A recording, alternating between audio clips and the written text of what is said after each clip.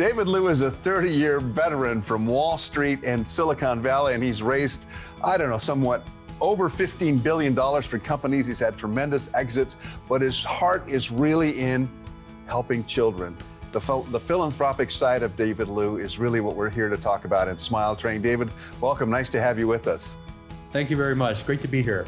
Your background is so interesting. You've done so many great things in business, but you had to overcome some adversity early in your life, which I think probably propelled you forward. Tell me about that. Yeah, so actually I've rarely, if ever, spoken about this. So this will be one of the first times I've ever spoken about this publicly. Wow. And I think it's largely because people that are born with what I have generally try to blend in and try not to talk about it. But as I'll explain here in a minute, it's very hard to because it's highly visual. So I was born with a bilateral cleft lip and palate. In layman's terms, what that means is that I was born with a big honking hole in the middle of my face. Essentially, my lips were not fused and my palate was not fused. I had a big hole in my palate. Mm-hmm. And it's it's a worldwide situation where a lot of kids are born with it, and it's highly treatable, but it takes effort, it takes money. And what's interesting about the affliction is that it's highly repairable, and with the resources, it makes a huge difference in the lives of kids. If not treated, by the age of 20, over 90% of kids born with it die.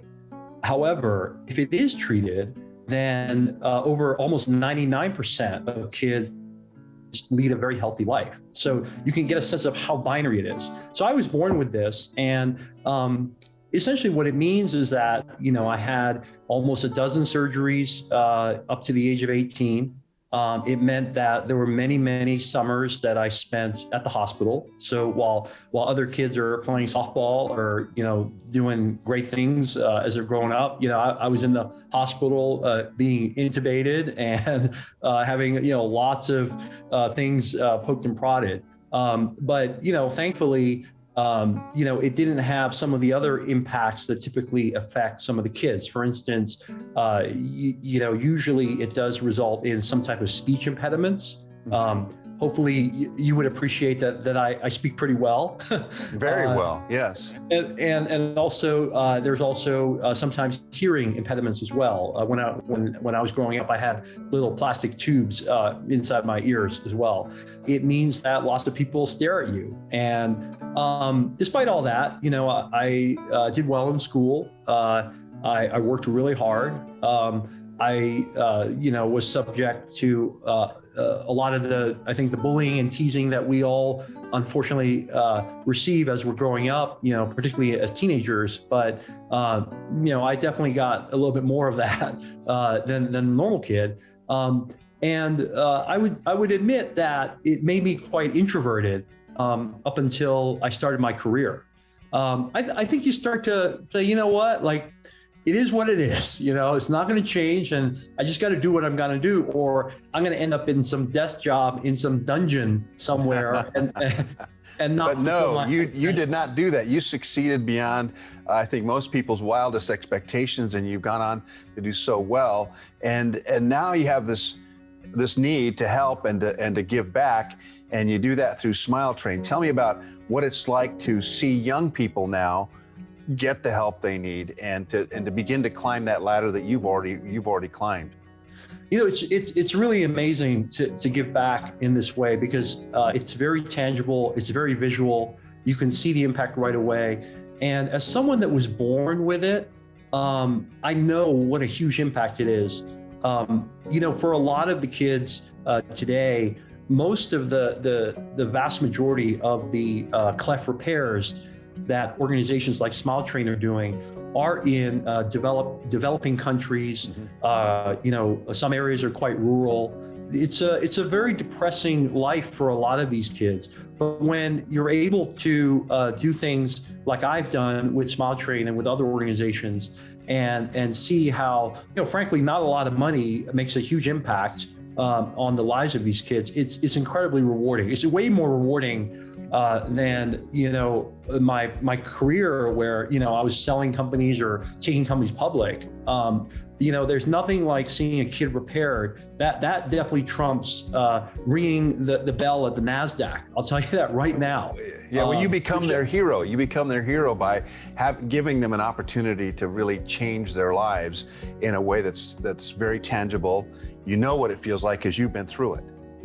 Yeah, and I will tell you that it's not easy to find mentors or even inspiration that gives kids hope. I'll tell you, when I was growing up, God bless my mother. She raised me, and I asked her, we grew up in Hong Kong, and I asked her, are there any other successful people or well-known people that have what I have? And what's interesting was it was hard for her to name anybody. And the only person she named was an actor, Stacy Keach, who played Mike Hammer, right? And I was like, okay, he's famous, but obviously, I worked with Tom Brokaw at NBC News, and Tom Brokaw, I don't know if you know this, had the same condition. Yeah. And his face was repaired and everything, and he had trouble with L's and R's.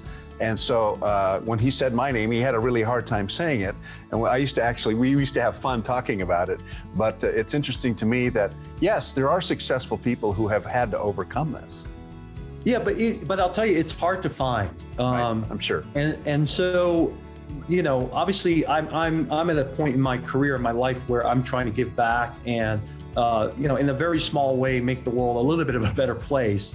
And I think one of the things that I'm hopeful of is that kids that were born with clefts, parents that are scared and have kids with clefts, they can reach out to me or look at me and go like, okay, this guy was born with a really severe version of this thing, and he turned out all right. He's not in the dungeon like, that frankly I was worried I would end up, but he's done all right with his life. And so my hope is that, if I can just be inspiration for one or two kids out there who say, okay, I can do it, screw this. I'm not going to let, the bullying or the prejudice affect, my aspirations, and I'm going to try to do the best I can. Then that's what I really hope for. Well, God bless you. You're a good man, and I know these young people appreciate your support.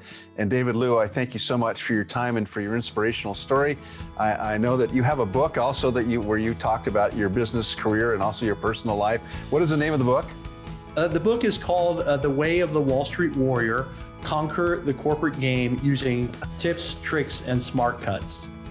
All by David Liu. David, thanks so much for being with us. It's been a pleasure. Thanks very much. I enjoyed it.